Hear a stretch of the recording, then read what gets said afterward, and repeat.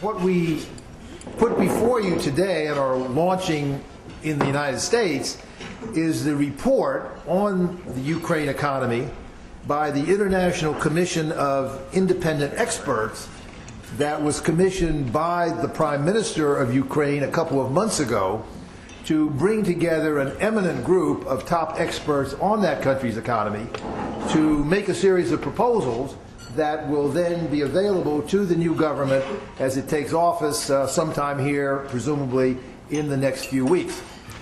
We released it here at the Institute because we were very proud that our senior fellow Anders Aslund was asked by the Prime Minister to co-chair that group, along with an eminent Ukrainian economist and a commission of a number of top experts on that country from both inside Ukraine and outside the country. I was proud myself to be a member of the commission, but Anders Aslund, as its co-chair, led the effort and presented it publicly in Ukraine a week ago after the initial formal presentation to government officials there. So this is a rather unique effort sponsored by an outgoing government to develop a blueprint which hopefully will be of enormous use to an incoming government, its successor government, to help deal with what have been, of course, very deep economic problems in Ukraine over the past 2 years, as it has been one of the countries hardest hit by the global crisis and indeed suffering from some of its own continuing internal difficulties as well. So today we release outside Ukraine the Commission's report on economic reform prospects there. The co-chair, as I say, is our own senior fellow Anders Aslund. He's, of course, been a senior fellow here at the Institute now for about 4 years. I think widely recognized as one of the top experts anywhere on the economies of Russia, Ukraine, the rest of the former Soviet Union, and most of Eastern Europe as well. Anders has been, of course, a very close economic advisor to governments in Russia, in Ukraine, in some other parts of other components of that part of the world, and is deeply knowledgeable of and familiar with what goes on there. He's written 10 books, the most recent of which was The Russia Balance Sheet, which we published last year, but also, and most immediately relevant for today, his book, How Ukraine Became a Market Economy and Democracy. We also published that last year, and of course, Anders drew heavily on that in preparing the report. That book is available outside if you would like to buy it on your way out after this event. So Anders will lead off and present the report, give you a summary of its views, and then open up for discussion. Our discussion will be led off, I'm delighted to say, by Jayla Pazarbachoglu from the International Monetary Fund. Jayla is the Assistant Director of the European Department and the Mission Chief for Ukraine. So in this very intensive involvement of the fund in Ukraine over the last couple of years, Jayla has been in the lead. We're delighted that she will be with us today to offer some initial comments on Anders' presentation, on the report of his commission, and to present a view coming from her unique station as the leader of the fund's mission chief in Ukraine. She heads up the division that includes a number of other countries, Russia, Turkey, Belarus, Moldova, as well as Ukraine. She had previously been vice president of the Banking Regulation and Supervision Agency in Turkey immediately after its banking crisis in the early part of the last decade, before coming to the fund in the subsequent years. So, let me, without further ado, ask Anders to present the report of the Commission, ask Jayla to lead off the discussion, and then we will open the floor for conversation. Awesome.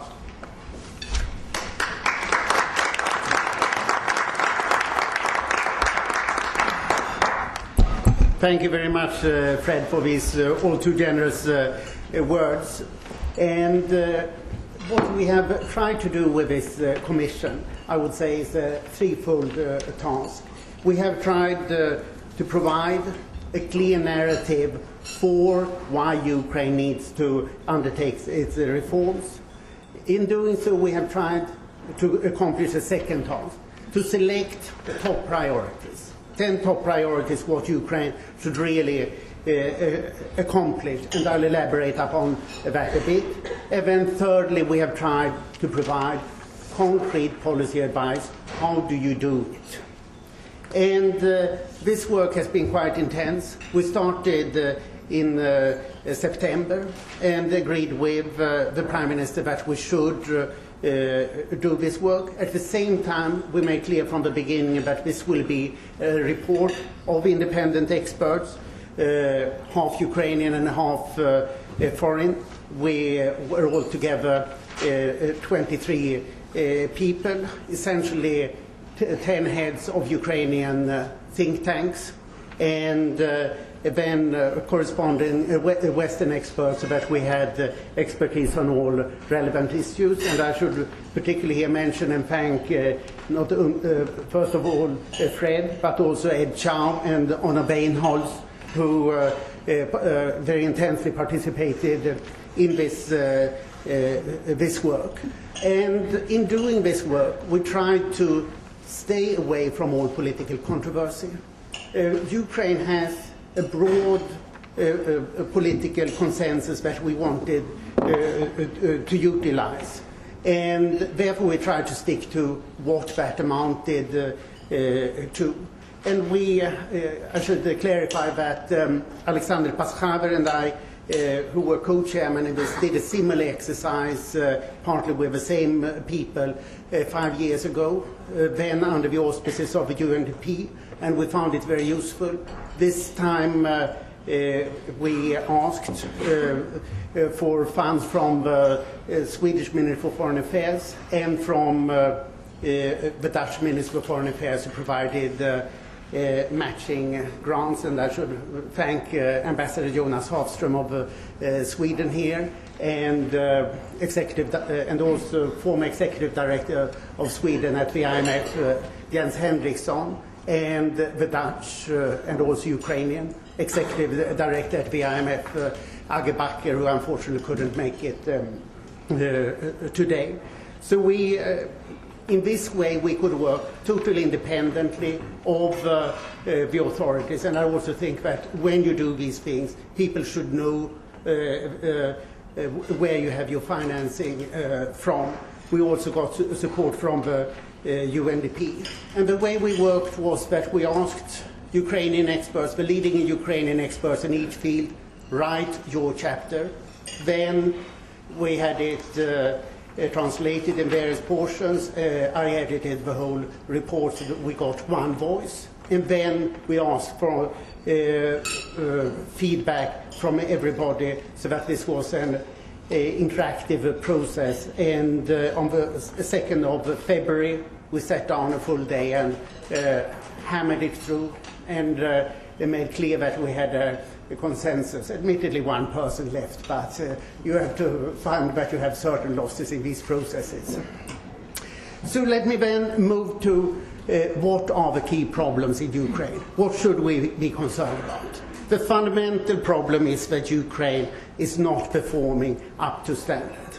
Ukraine has a per capita GDP in current prices which put it on the 110th place in the world, and in PPP terms at the 99th place in the world.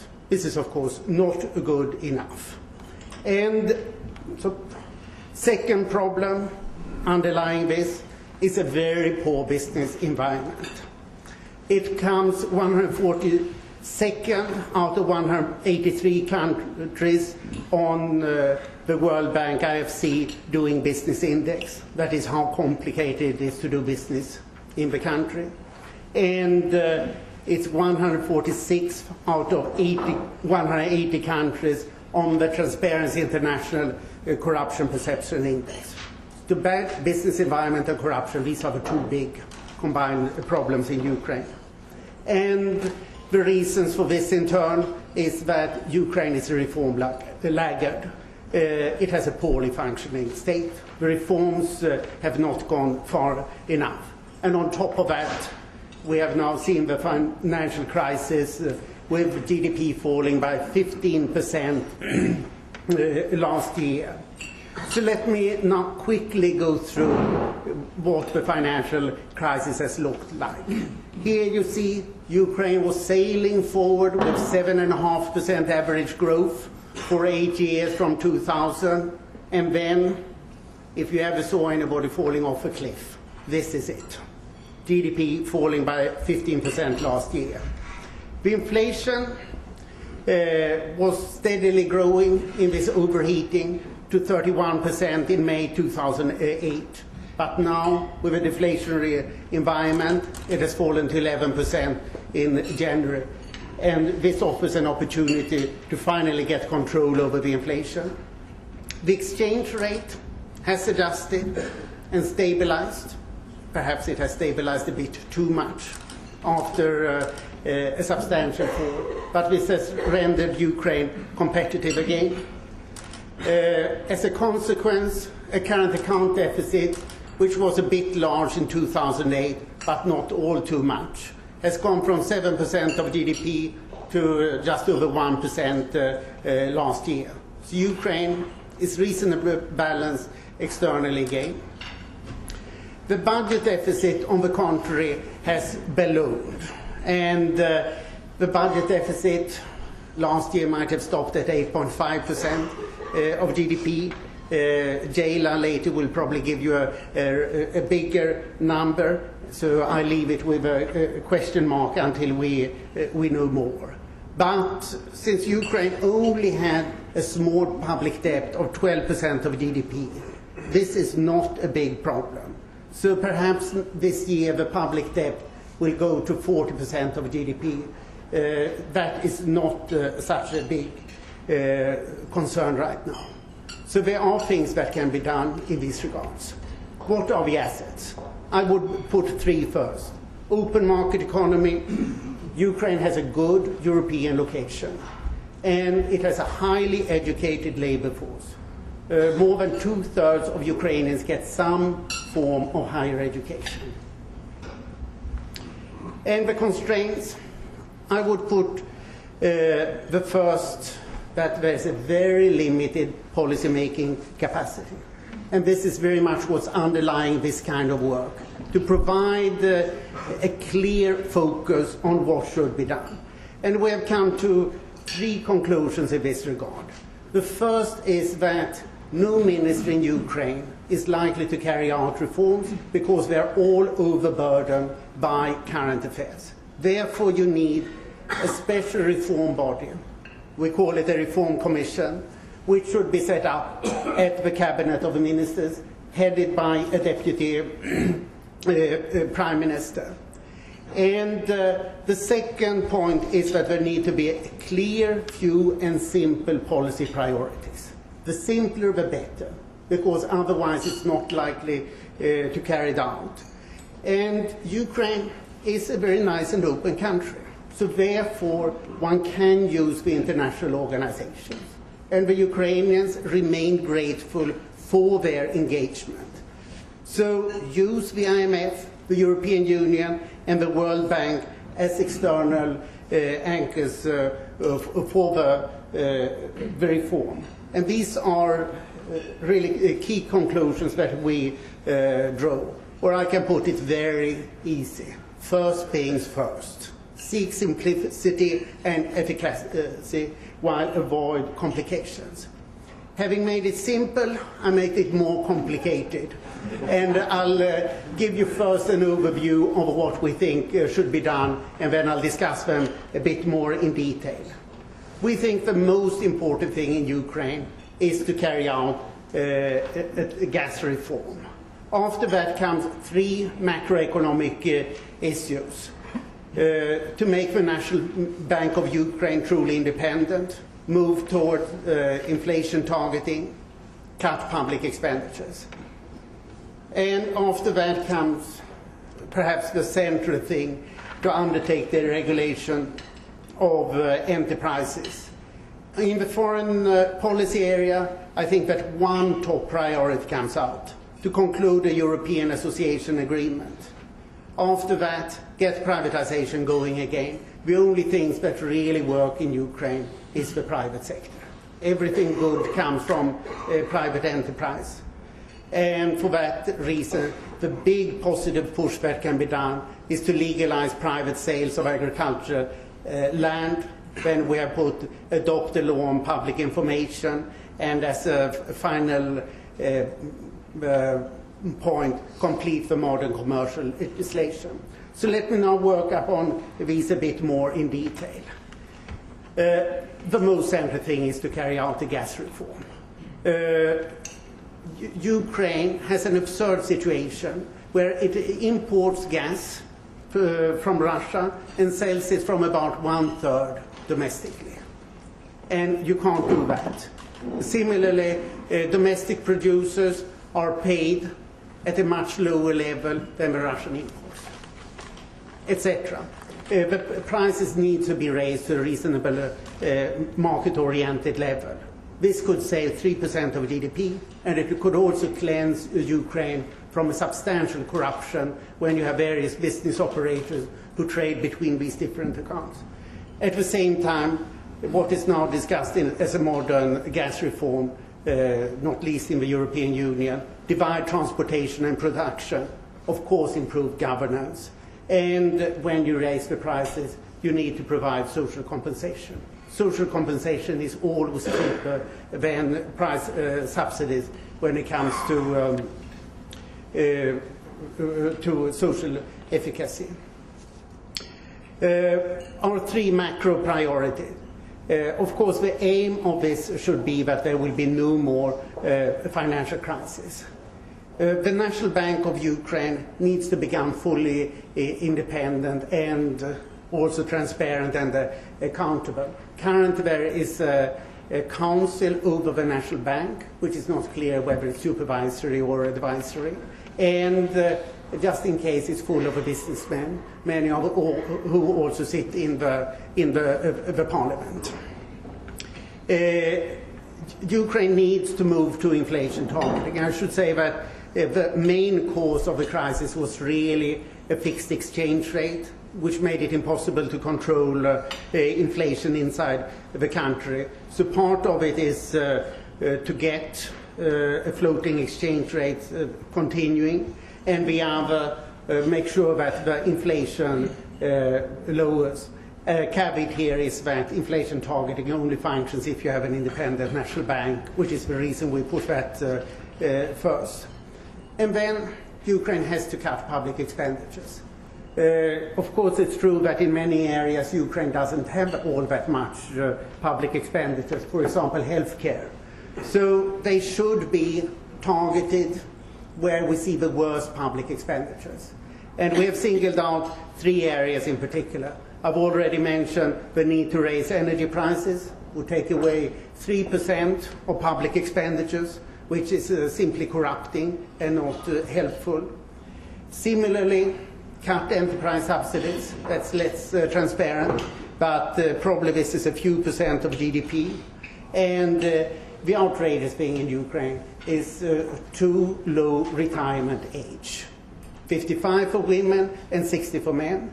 And on top of that, very many groups have lower retirement age.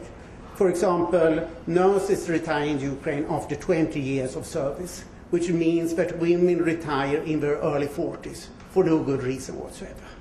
So, and Ukraine has today the highest official public pension cost in the world, 60% of GDP. This is the area where one really can trim.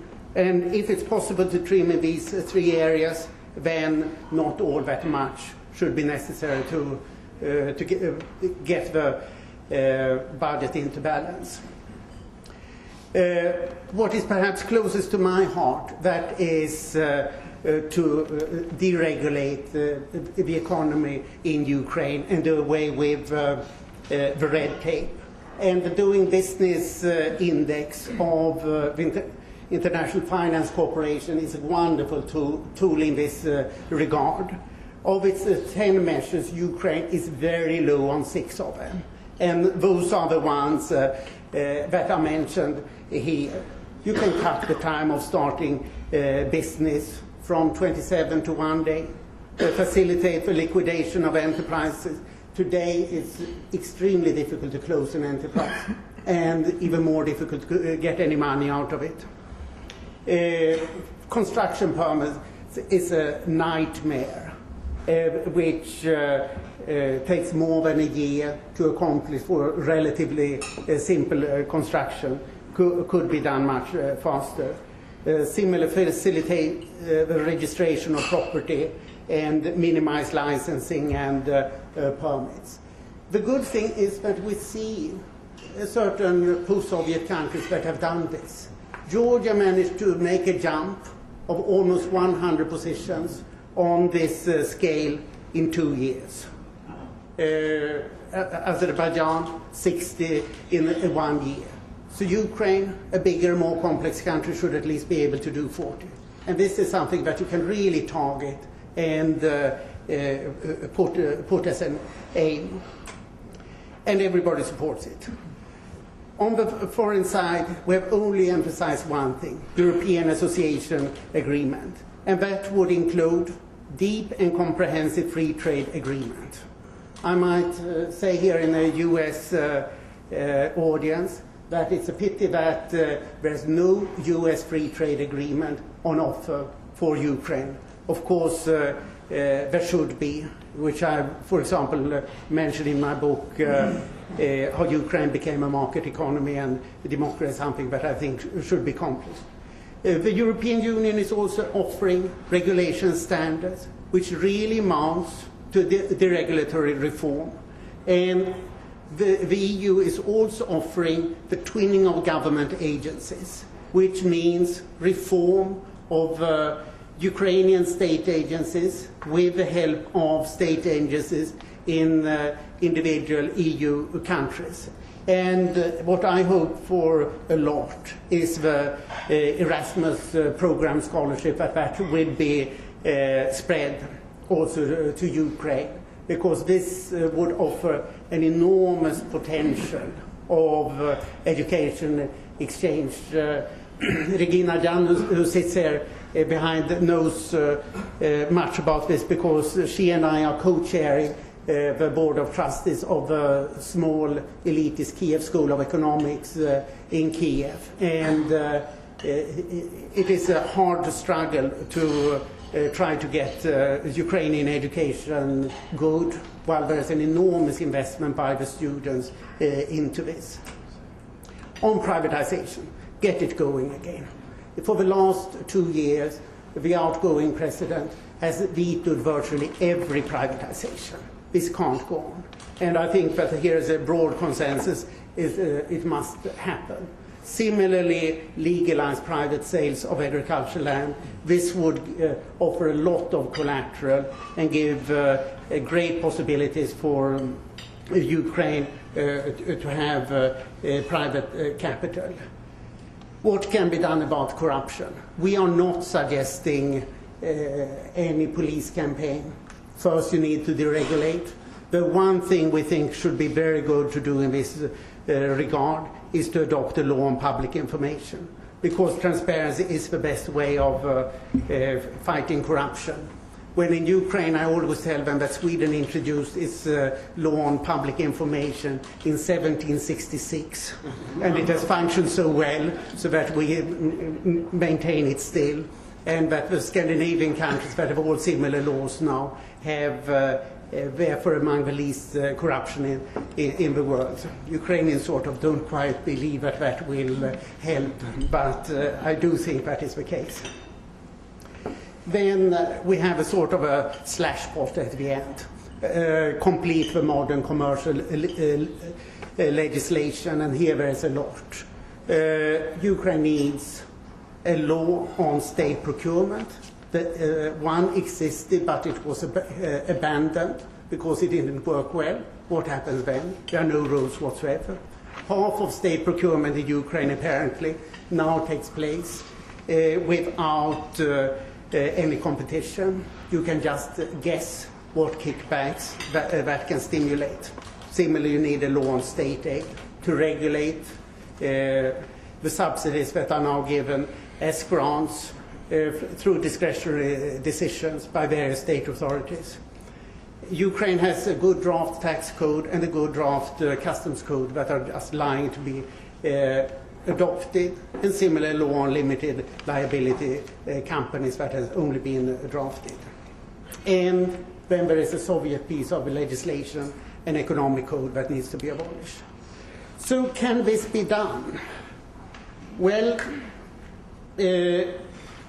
we have, I would say that there are three conditions that are really needed in order to make it possible to reform. The first is just after presidential elections, and that we have. The second, that the crisis still is effective. The two reforms Ukraine have seen was in the fall of '94 and the beginning of 2000, when these two conditions were in place.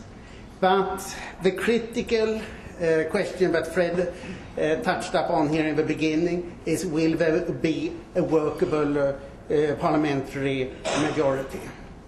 And here you see the real problem. All too often the Ukrainian parliament looks like this or like this.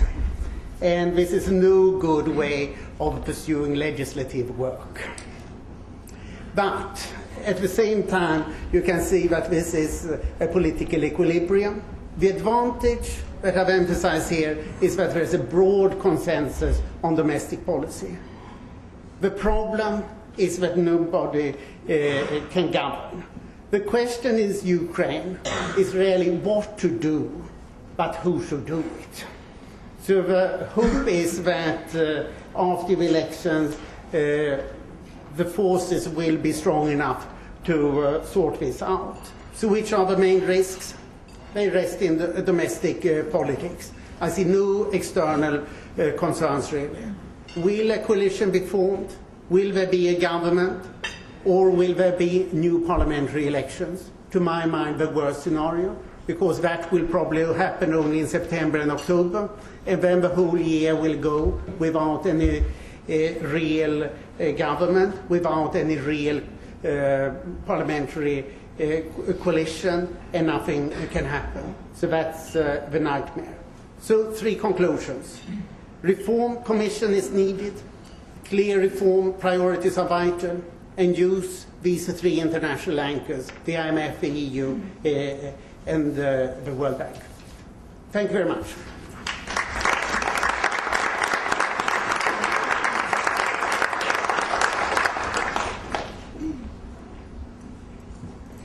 Over to the IMF. The anchor.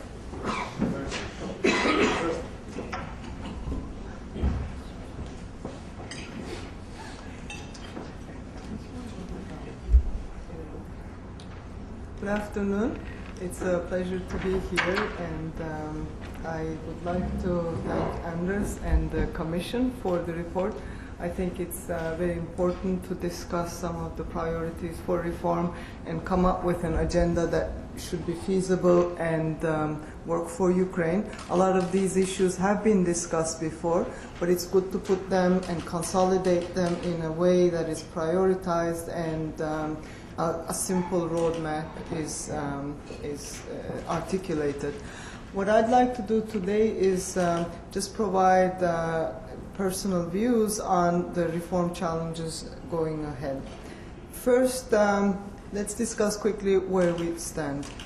Anders made some initial comments. I'd like to go a little bit deeper on some of the issues that he raised. As you know, IMF supported Ukraine's own economic program. In November 2008, when we were discussing this program in October and November with the authorities, there was broad consensus, including the Prime Minister, the President, the opposition, even the opposition. So there was consensus that something had to be done, and they were working very closely with us to put together a program which the IMF was able to support. It's a 2-year standby arrangement program with an exceptional access of $16.5 billion. At the time of the program, the key main objectives were stabilizing the domestic financial system which had a deposit run and almost a banking crisis at the time, and facilitate the adjustment of the economy to shocks. The third review has stalled since November because there was some lack of consensus as to how to implement the program, and there was some weak policy implementation regarding the 2010 budget and several other issues, including the social standards law. There's a small typo here. There's $6 billion remaining. Almost 11 billion have been 16.9 billion with the current SDR exchange rate, and the fund has dispersed $10.9 billion already. Sorry. In terms of the IMF program, as I said, the key issues which relate very well to some of the reform priorities that Anders just discussed was the restoring of the confidence in the banking system. And here quite a lot of work has been done by the central bank. Flexible exchange rate policy supported by a base money target. Given the major crisis and change in many of the variables, it was not feasible for Ukraine to go ahead with an inflation targeting regime at the time. Prudent fiscal stance and incomes policy, and bringing energy prices in line with costs. If we look back, and I'll have some charts to go over, in terms of what has been done in Ukraine, clearly in the first two there a lot has been done. The central bank and the Ministry of Finance, especially towards since April, have worked very closely to restore confidence in the banking system by resolving some of the banks and taking some of them under government control. They did adopt a flexible exchange rate policy, although, as Anders said, at times it was not as flexible as it should have been. But nevertheless, the central bank, in its official announcements and its own decisions, always talked about a new regime, a flexible exchange rate regime.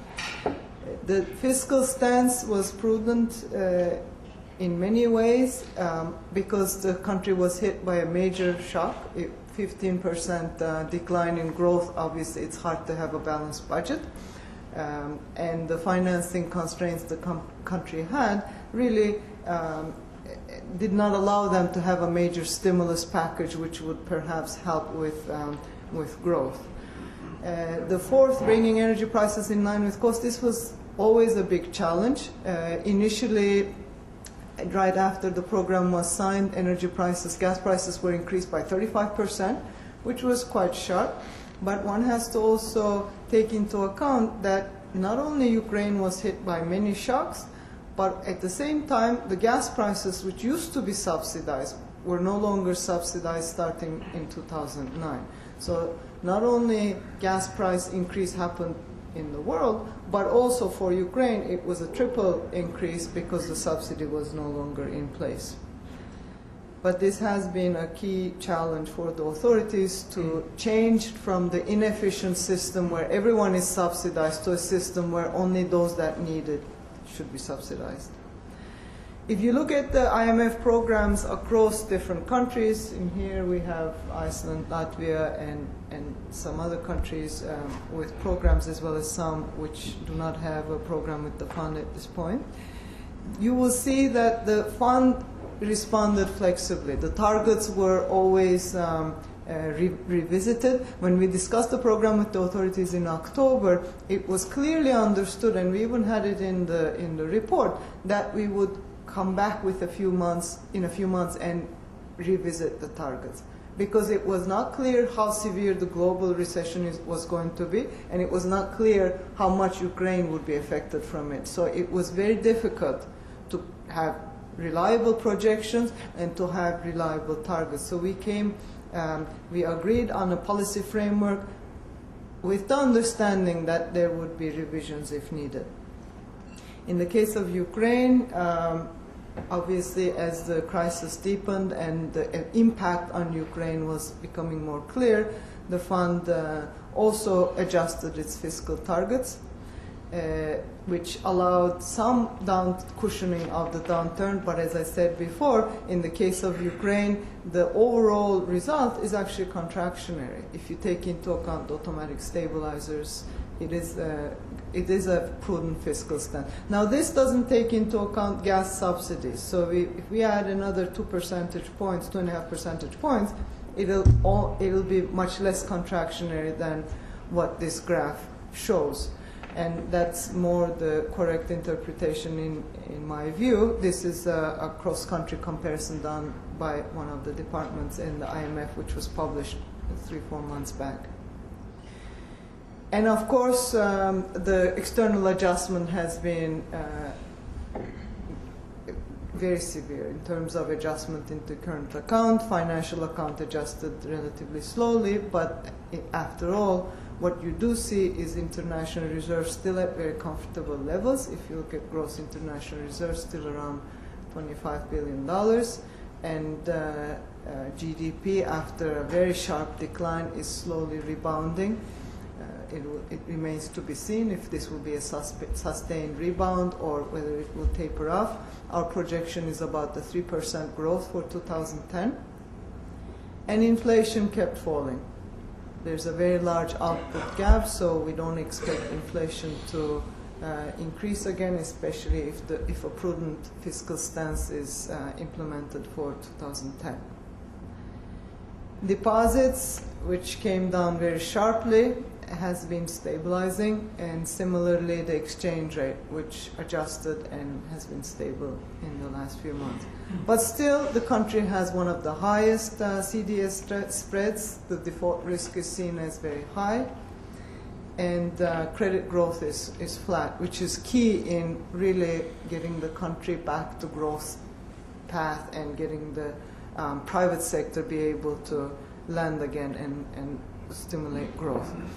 NPLs have been rising, although I should correct this, as Yuri pointed out, in the last few months the figures show that the NPLs have also stabilized, which is a good sign. Most of the banks have fully provisioned for the NPLs, so it should be, going forward, 2010 should be a relatively easier year for the banking system.